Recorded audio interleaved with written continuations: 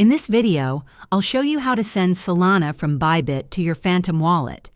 It's a simple process once you know the steps. Let's jump right in. First, open your Phantom wallet app and tap on your Solana wallet.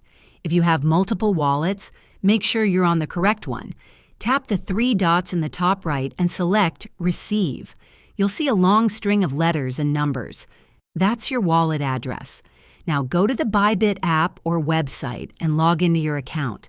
Navigate to Wallet greater than withdrawal and search for Solana open parenthesis, SOL close parenthesis.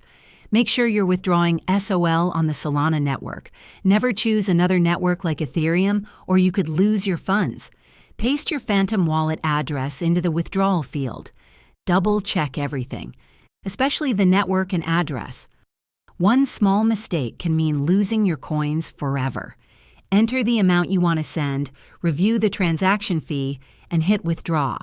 Once confirmed, it usually takes just a few minutes for the SOL to appear in your Phantom wallet. Quick tip: always send a small test transaction first, just to be 100% sure everything is working before sending a larger amount. If this helped you out, hit like and subscribe for more quick crypto tips. See you next time.